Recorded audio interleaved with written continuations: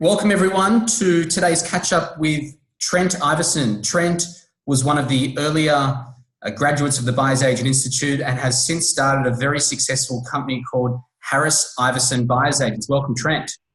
Thanks, Benny. Great to be here. Thank you so much. So, Trent, you've obviously had a good, interesting, fast journey, post setting up your business. How's it all been going for you? Yeah, look, going great. Making a big jump from one career to another, always going to be a challenge. But it's been educational. It's been a bit of a roller coaster, but nonetheless, I've had a pretty good start, so I'm very grateful. Yeah, you obviously ran a very successful business in the pet management industry, so I'm sure that obviously, or you were able to use that as leverage and work through what you just said, the roller coasters and the challenges. Let's talk a bit about the challenges and the roller coaster ride, because starting any new business, it's super challenging. I mean, I'm going through it now. There's roller coasters, but talking about the buyer's agent business primarily, what have been some of the challenges for you? Yeah, look, it's a good question, because you think, well, okay, if I've started one business, I can start another. But look, I think one of the biggest challenges for me with becoming a buyer's agent is generating leads. How do I fill my pipeline? Where do those people come from? Obviously, I've bought and sold property for nearly 25 years. So the actual process itself for me wasn't foreign.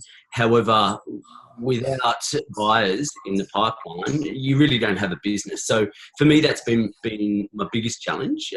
Coming from a service-driven business previously, I obviously came with an existing network, which was helpful in the beginning, but that network doesn't necessarily continue. Once you've made that transition, you've reached out to all your existing clients, you've done a few transactions with them, you've got to start to hustle and get buyers into your pipeline. So that's probably been one of the biggest challenges for me, is actually just tracking down buyers. Where do you find them? Yeah, it's an interesting point. I think that's a common issue in all businesses, right? And you're someone who's bought and sold a lot before, and I always tell people that who are experienced like you with buying property, that buying property is quite an easier part of the role. In comparison, I want to get your perspective on this, in comparison to lead generation and obviously constant and consistent flow of leads. And then also, building your business simultaneously while being a buyer's agent as well, focusing on marketing and other areas that are important. Do you find that as well, or? Yeah, correct. Look, I think coming from a business that was very repeatable, and by that I mean, the same clients came back day in, day out, week in, week out, year on year, where with an industry like real estate, or specifically buyer's agents, you don't necessarily have that repetition. So you can't come into a business like this and simply rest on your laurels that people will just simply pick up the phone and call you and say, hey, Trent, can you come and, buy a property for me or help me with my investment portfolio? That simply doesn't happen. You actually have to be out there actively working day in and day out to find those buyers. And then you touched on a great point. We're not working for someone. We're not employed by someone. Well, I'm certainly not. You're not. So yeah, somebody's also got to run the business. You've got to be thinking about, cash flow, your pipeline, what's coming through. We're now coming into, what are we now in November? We're coming into a relatively quieter period. How do you get your cash flow to run you through until February? So it's all of these things, because, you go out there and you might sign up a buyer, and you could be lucky. You might get an acquisition within 2-3 days, a week or two. But some buyers, I've had one of my earliest clients, he's still on the books, very, very particular buyer. So I've been working with him for nearly 6 months now, and we still haven't transacted. And that's because he's after something very, very specific. So you have to allow for that in your business as well. And I think that's something that some people may not be aware of, is that okay, well, you sign up a client, you also need cash flow to get through until you've got an exchange of contract. So yeah, it's simply not as it's not as easy as getting a website, getting licenses, training through the BAR, whatever that may be. There's a lot more Yeah. to the process. There's a lot more, and I agree. But one of the good things, if you were to compare our fee model to a real estate agent, I think it's obviously a lot more advantageous in the sense of talking about cash flow. We get retainers up front. We're all charging retainers because we shouldn't be. I would recommend not doing without a retainer. taking retainers up front, and then we're getting paid on exchange, not settlement. So if you can get it right, I feel like the cash flow is very dynamic. Do you feel the same way? Yeah, absolutely. If you compare it to say a cash flow curve in a traditional sales real estate role, where your curve is up and down as stock comes on, stock sells. Your I guess your S curve with cash flow on that is lagged significantly behind the actual sales process. Where in the buyer's agency, that curve is a lot closer together, which is fabulous. So, and you touched on the retainer. I think, Ben, I had an experience where I was working with a friend and I didn't charge him a retainer because he's a friend. And interestingly, the difference between working with someone who is on retainer, who has put some skin in the game, as opposed to someone who's not, they treat the process very, very differently. It's almost too blasé. So you're out there not only doing it without a retainer, I mean, ultimately you're going to get a fee at the end of the day, but you're doing all this work and they're not taking it seriously. So look, I think it is vitally important that we are charging those retainers, even if it's a reduced retainer for friends and family, whatever it may be. There's got to be some skin in the game. Otherwise, there's no real drive to purchase. Yeah, but the process will just go on. We've all been through that, taking on clients with no retainer. It's a great lesson. I think I think if who's listening now, if you haven't tried it, maybe it's worthwhile to try it, so you know what you don't want. And talk about what are you loving about the role? So obviously you were very passionate about property. You've been very successful before running other businesses, and you have obviously bought and sold. What do you really love about this role and business you've got going? Yeah, look, it's a good question because having, and Ben, you and I have spoken about this before, having a passion for real estate, whether that be helping other people buy real estate for their family home, or whether it be investment, whatever it may be, having that passion for real estate is very, very different to actually turning that passion into a career. So look, for me, it was easy. I enjoy working with people. If you don't like people, do not even entertain because it is purely people driven. It's not a commercial transaction most of the time. There is high emotions in this, and I enjoy that.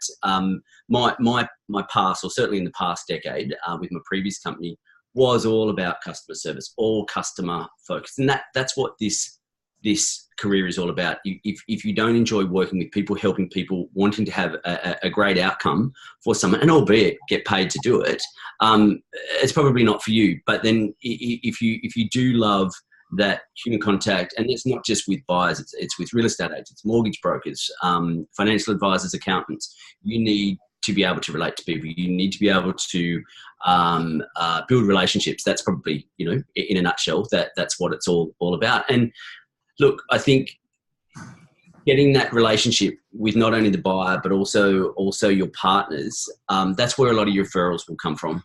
Okay, like I know in the early days of my business, my referrals came from my internal network because I had fans. I built those relationships with those people.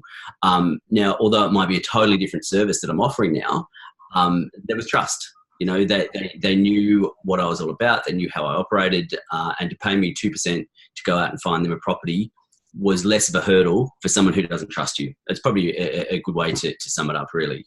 But in terms of the career for me, I actually wanted some more flexibility as well. It does give you that. Ben, you and I have spoken about this before, being able to choose your own hours to a degree.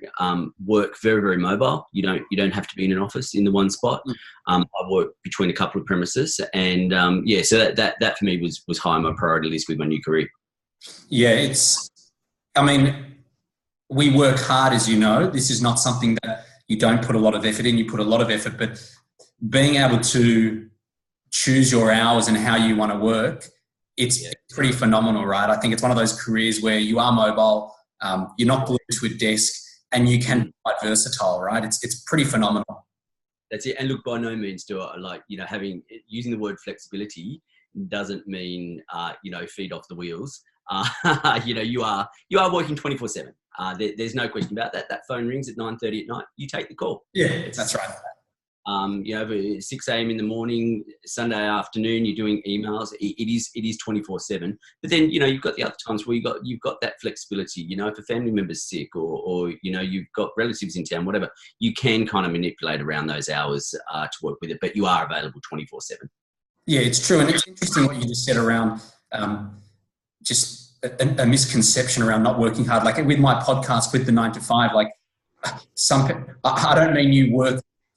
It's just getting out of that structured rat race, whether it's 6 till 9 or 9 to 5. It's around getting out of that, being more mobile and versatile and kind of working on a schedule that suits you, right? That's it. And I think structured workplace is probably a good definition that although there is structure, there's certain key components of your day that you have to achieve every single day to form up your entire week. You don't necessarily, as you said, it's that 9 to 5 grind. You don't necessarily have that. It is more a moving kind of piece, which is great. I mean, that works for me very, very well. Some doesn't work for everyone, obviously, because some people do like that structure. But yeah, for me, having that flexibility is fantastic. Yeah, and I was just taking a different direction. I was quite envious. I've been looking at you on social media, and I kept seeing you up in the penthouse at the Horizon.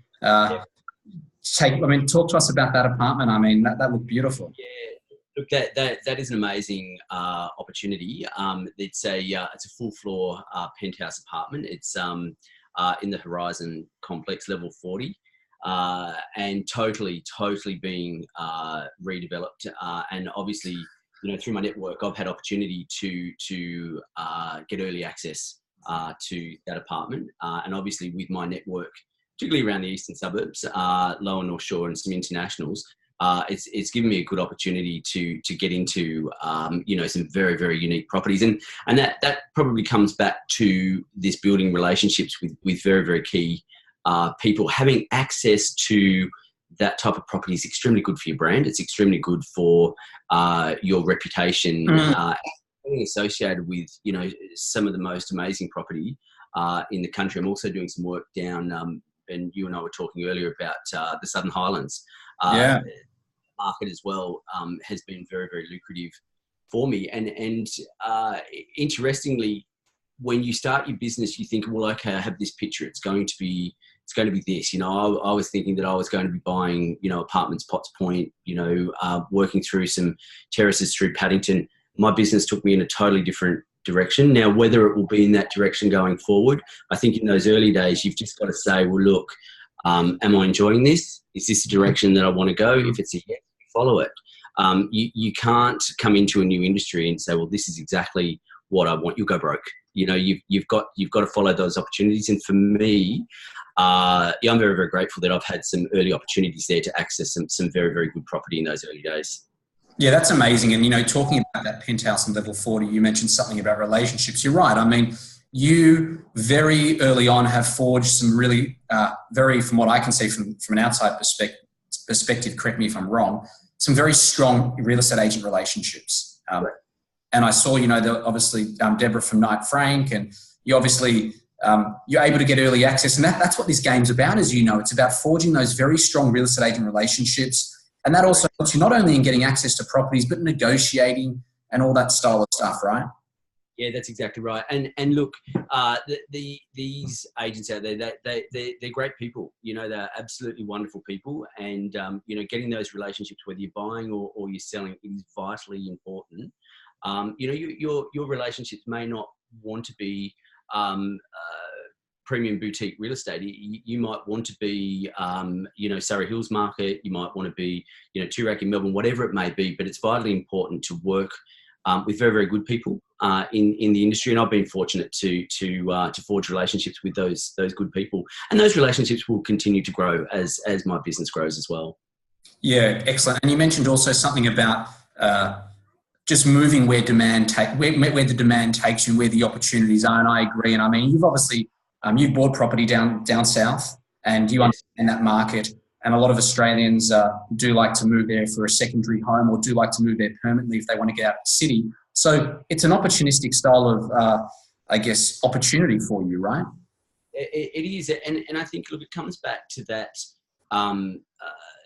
having a I'm based predominantly in Paddington, so I know the eastern suburbs, particularly the inner east, quite well, and also know the Highlands and the Hawkesbury Valley and a couple of other areas. But I think you do have to have a certain amount of comfort around the property that you're representing. I think if you go straight out, if you're comfortable buying investment properties in Brisbane and come down and want to try and tackle the eastern suburbs market, you may find it challenging, and vice versa.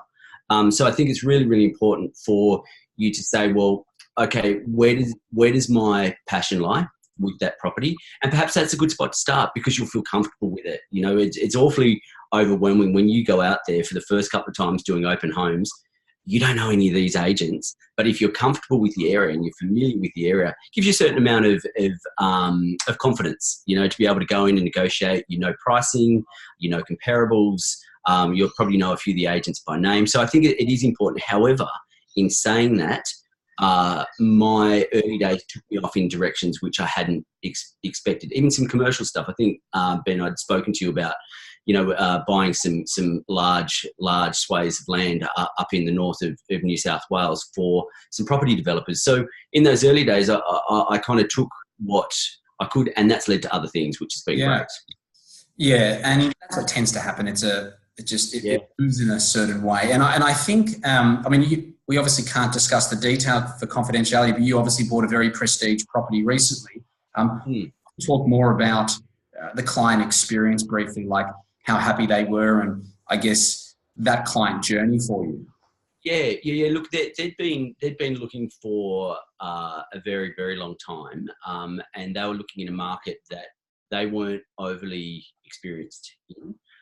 So I guess they felt, I guess, a little bit not necessarily blocked out, but a little bit nervous as to how to negotiate, and it was a very different style of property to what they'd been buying. So, you know, when you are looking at some regional properties, you know, there's certain things that may form part of a deal that they obviously weren't aware of.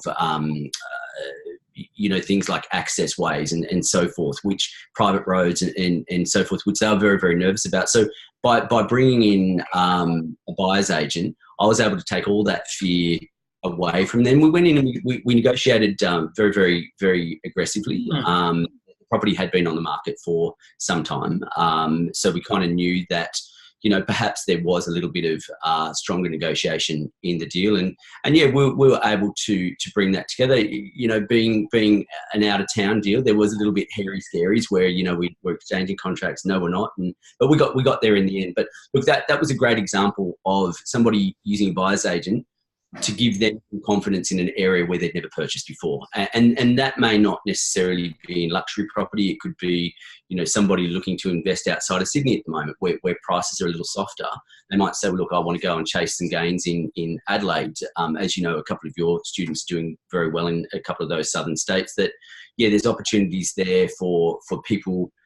You know, I don't know anything about the Adelaide market, for example. So I would, without any question, I would employ a buyer's agent because they're local, they're on the ground, they know what they're doing. So, and coming back into the Sydney market, we've spoken about this before. I think that at the moment there is no better time for a buyer to engage a buyer's agent than now in Sydney. Correct. Because it is a buyer's market. If you have a very strong negotiating buyer's agent, there is excellent buying out there that people will say, oh, you know, the market's going to drop, you know, 5-10%.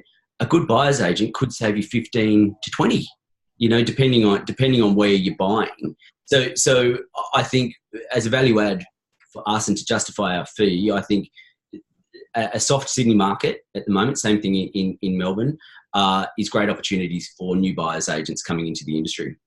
I totally agree. And before we finish up, thanks for sharing or surfacing this discussion, because I have this discussion a lot with people, and a lot of people looking to enter into this sector, they raise concerns around, especially in Sydney and Melbourne, now that the market's shifting, is there a demand for the service? And I always tell people, because we started our business in 2009, where the market was a full buyer's market, you could put an offer in on a property and it would be there 5 weeks later. So I tell people the common problems and issues still exist. People are time poor.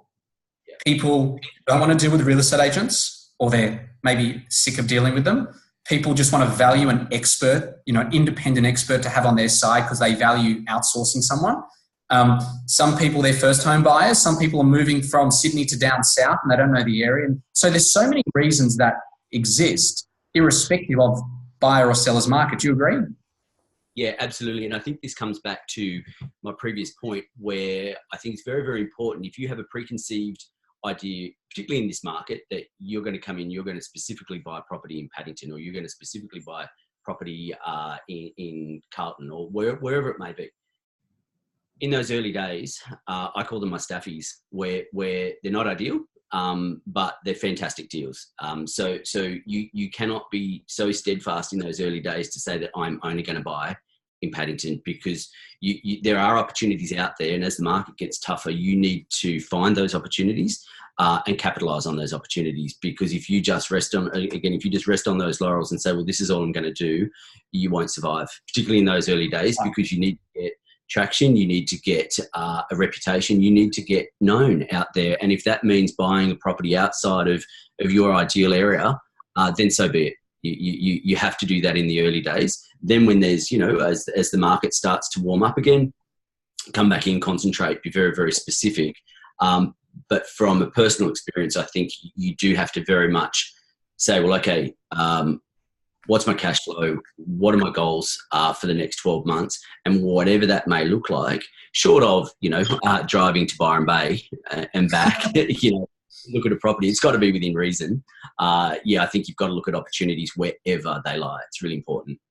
I love it. And thanks. I really appreciate it. It's been a privilege having you on here and just having this discussion with you. And for anyone listening, you can check out Trent at harrisiverson.com.au. Thanks so much, Trent. Appreciate it.